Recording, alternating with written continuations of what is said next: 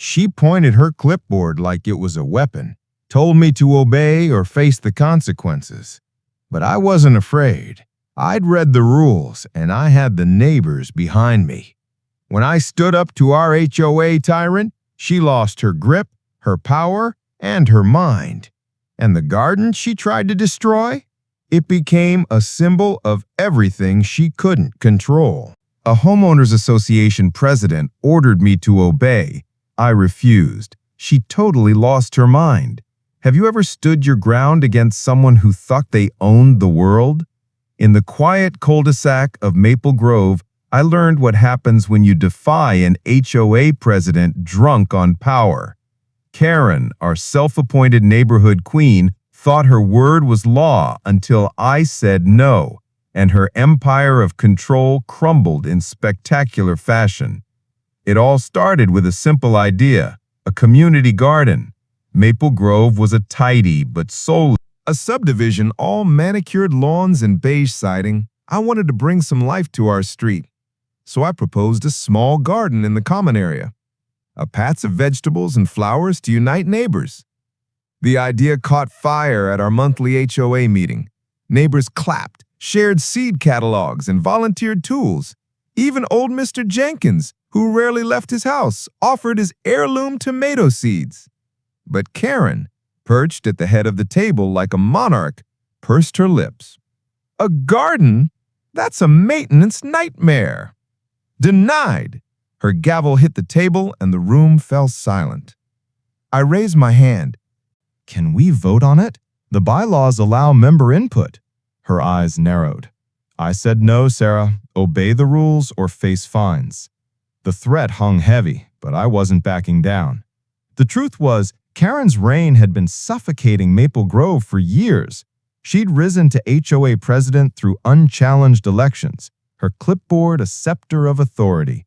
She'd fine people for unapproved mailbox colors, ban holiday decorations she deemed tacky, and once sent a cease and desist to a family for their kids' chalk drawings on the sidewalk.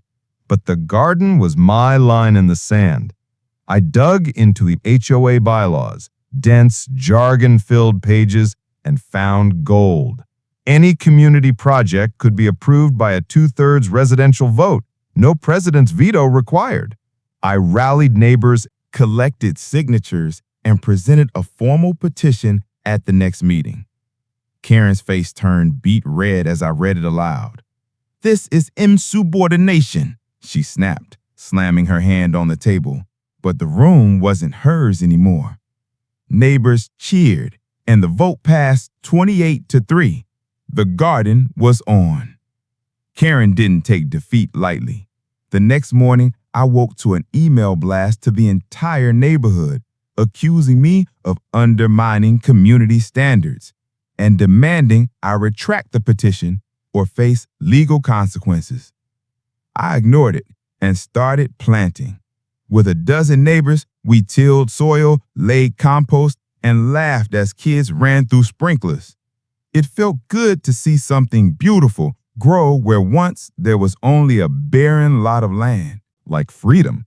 Then Karen struck. She stormed the garden that evening, ripping up our community garden sign and trampling seedlings, screaming about unauthorized changes. Neighbors gasped, phones out, recording her meltdown. But here's the twist. Among the crowd was Lisa, a quiet new resident who'd kept to herself. She stepped forward, calm as a summer breeze, and said, "Karen, I'm a lawyer. You're violating the bylaws and destroying community property. Step back or I'll file a restraining order." The crowd went silent. Karen froze, her face a mask of shock. Lisa had been a wild card no one saw coming. The confrontation escalated that night. At an emergency HOA meeting, Karen called to restore order. She stood at the podium, clutching her clipboard, and demanded my expulsion from the HOA for disobedience. But Lisa took the floor, armed with the bylaws and a stack of resident testimonies. She laid out Karen's abuses, the selective fines, the unapproved vendor contracts to her cousin's landscaping company, the secret meetings with her loyalists. Neighbors added their stories: fines for minor infractions, ignored repair requests, even Karen's attempt to ban a veteran's flag display. The room erupted in outrage. Mr. Jenkins, trembling but firm, stood and said, "You've bullied us long enough." A vote was called to remove Karen as president. The tally was unanimous. Karen's face crumpled as she stormed out, muttering about lawsuits. Karen's downfall was poetic. Without her title, she was just another neighbor, powerless to enforce her whims. The garden flourished. Tomatoes ripened, sunflowers towered, and kids painted signs for the Harvest Festival. Lisa joined the board, ensuring transparency, and we amended the bylaws to limit presidential terms. Karen moved away 6 months later. Her house sold quietly, her reign a fading memory. Maple Grove felt alive again, neighbors chatting over fences, sharing zucchini and stories. Standing up to a tyrant wasn't easy, but it taught us our strength. One voice, backed by community, can topple even the most stubborn dictator. What would you have done in my shoes? Was I right to defy Karen, or should I have played by her rules? Share your thoughts. Have you ever faced a Karen in your neighborhood? Karen ruled through fear until we remembered we had a voice. The garden still grows, not just vegetables, but community. Kids play where she once stomped. Laughter echoes where her rules once silenced joy.